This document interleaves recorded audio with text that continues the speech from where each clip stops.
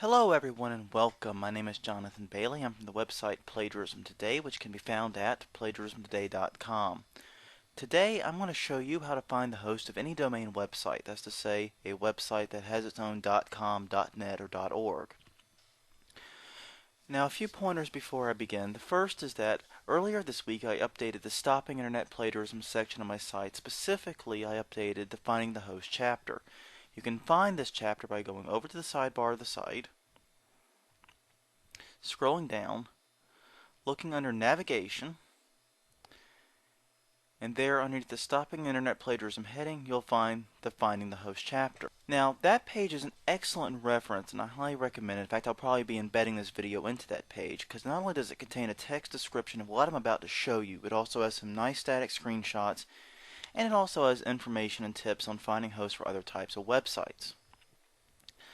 Now that brings me to the second point, which is this set of instructions is only for sites that have their own domain, their own blank.com or blank.net or blank.org. As you'll see up top, Plagiarism Today is actually an example of this. I have my own domain right here, and if you go to it, it'll take you straight to my homepage. Now, obviously, MySpace accounts, Blogger accounts, LiveJournal accounts, etc. are not domain websites. In those cases, you would simply report content theft or plagiarism to LiveJournal, MySpace, Blogger, etc. However, to track down the host of plagiarismtoday.com, we're going to use a site known as Domain Tools. It's simply domaintools.com. Give it a second to load, and it takes you to a page that looks something like this. You have the Domain Tools logo. You scroll down, you'll have the Whois lookup with a nice big box and the search button right there. It's kind of Google-esque, you'll notice. Very simple, very straightforward. To use it, all we have to do is type in the domain, and as I said earlier, we're using plagiarismtoday.com as the example for this. Now, one point before I hit search, you might have noticed I'm using the Flock web browser for this. The reason is that I've noticed Domain Tools seems to be having some trouble with my Firefox Beta 3, so I'm using a backup browser.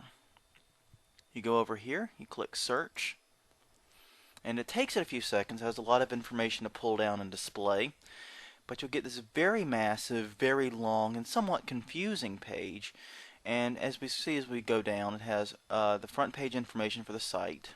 It has the website title, etc. It has the index data. Scroll down, it has the registry data.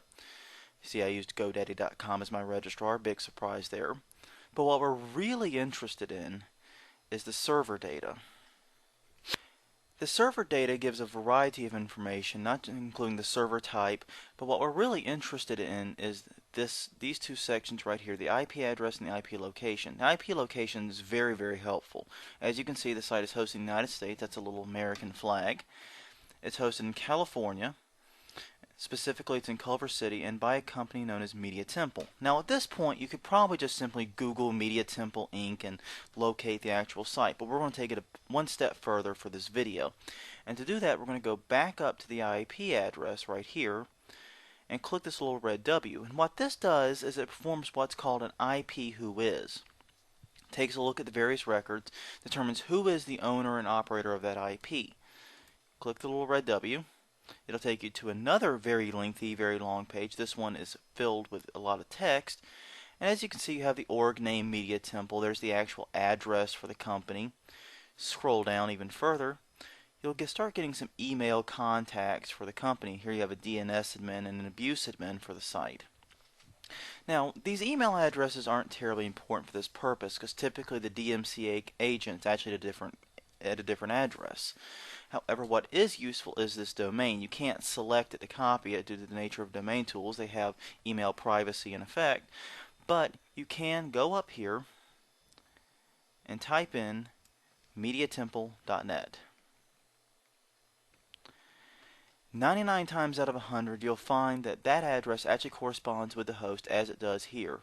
I'm on the Media Temple website, and this I know because I pay them every month, is the actual host for Plagiarism Today. I use their grid server service and highly recommend it. From here, you can pretty trivially go down. In this case, it would be to legal info here at the bottom, and locate the DMCA contact information and whatever you needed to report the site for content theft or abuse. As you can see, it's pretty simple to go from a domain and turn it into the host. All you have to have is the tools of the trade and know how to use them.